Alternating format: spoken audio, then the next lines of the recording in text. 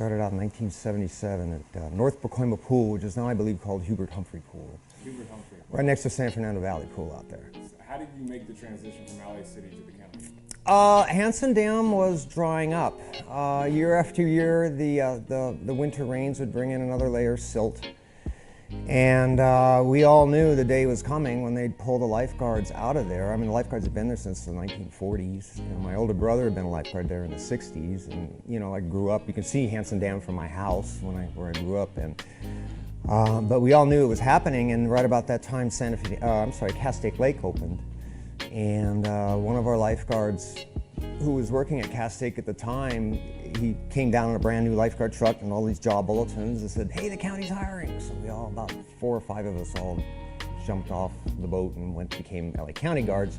But we still kept our city jobs because we could work both. That's what I did. How did you get started with lifeguarding? Like, what made you want to go? Was it like a summer job like we offer now, or? My older brother was a lifeguard. He was a student, and he was 12 years older than I am. And he was a lifeguard for LA City, back when LA City ran all the beaches along the coast there.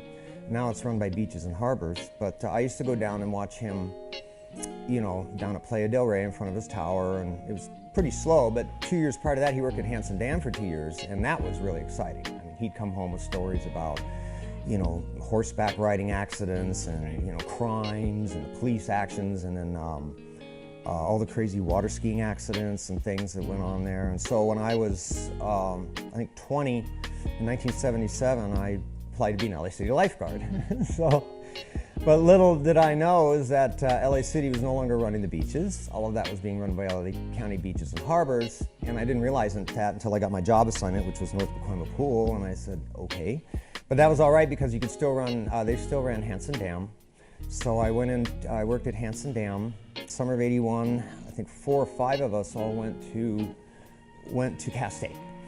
And I went to rookie school in '81, '82. And in 1982, I graduated college. And it was the worst unemployment since the Depression in 1982. And I was working, you know, odd jobs here and there. I'd just gotten married, and I got this little card in the mail for Senior Lake Lifeguard at Santa Fe Dam. I had no idea where it was. So I drove out there and interviewed with an interesting man named Dick Wolfing, and he hired me. It was very controversial at the time. You know, I was kind of an outsider. I was just a second-year recurrent guard and all of that. But I think the guys at Castaic really weren't interested in coming down and working in Irwindale and Santa Fe Dam. A lot of them lived up there and so forth. So it was a good exposure. And then a year later, I promoted to supervisor and like lifeguard. And then I transferred here in '95, and I moved to Chino Hills.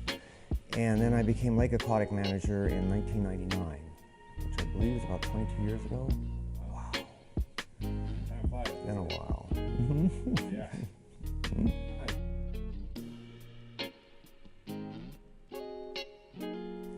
What's been your most rewarding and challenging experiences? Let's start with the things that have been most rewarding, and then the things that have been most challenging. Well, the most rewarding, of course, was the junior lifeguard program. When I first came to Santa Fe Dam from LA City, and I had a lot of friends that worked for the state, and I said, you know, I want to get better equipment, I want to regiment the beach, I want to become more active in law enforcement, and I want to start a junior guard program.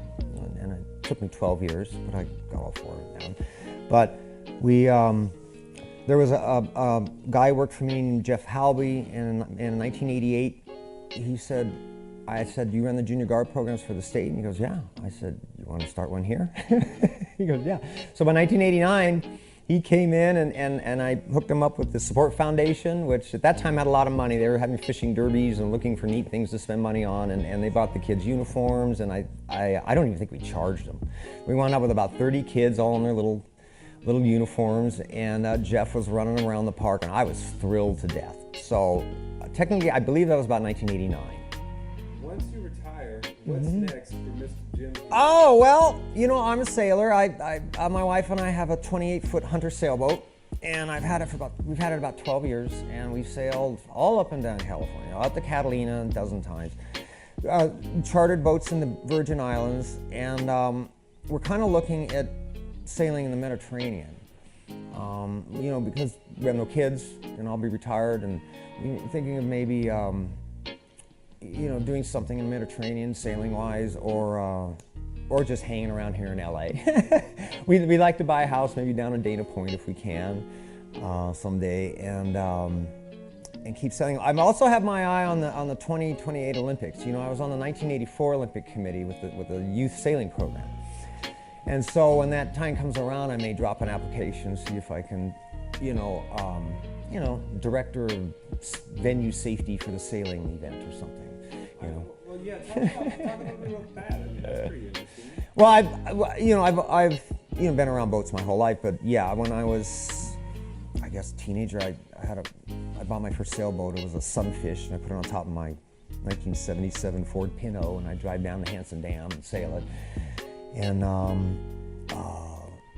I've always had an interest in sailing. And then right when I became a permanent in '83 and '84, the Olympics were going on, and so I got involved in the youth sailing program, and they provided Sabbats that we could use to train kids. It was a wonder. I hope it happens again.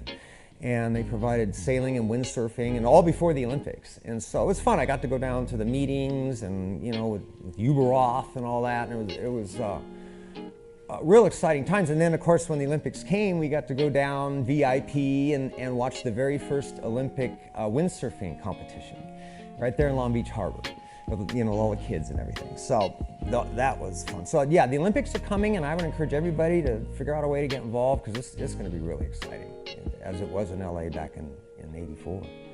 Yeah.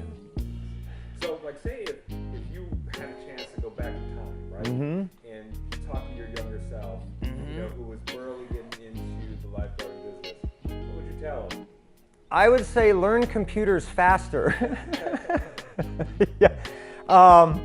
That was a tremendous help when we got those little IBM 486s, and I plunked around on there. But it was great because I didn't need a secretary. I didn't need anybody to type my stuff anymore. It was a good move. But I would also say to myself, make sure to watch your health, stay in shape. Recognize when you're getting older that you're not as tough. You can get injured. And never say anything bad about somebody unless it's part of your job. That's the advice I would give myself 20 years ago. Yeah.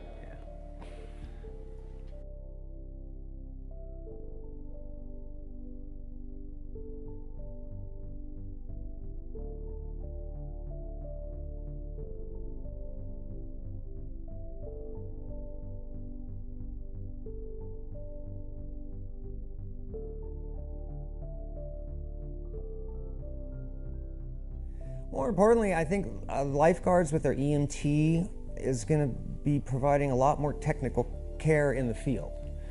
And we're already got little meters that measure your oxygen level. That just came out. I can't pronounce the name, I'm sorry. Oximeters, poly something meter. And we also operate a defibrillator, resuscitator, suction, oxygen, epinephrine,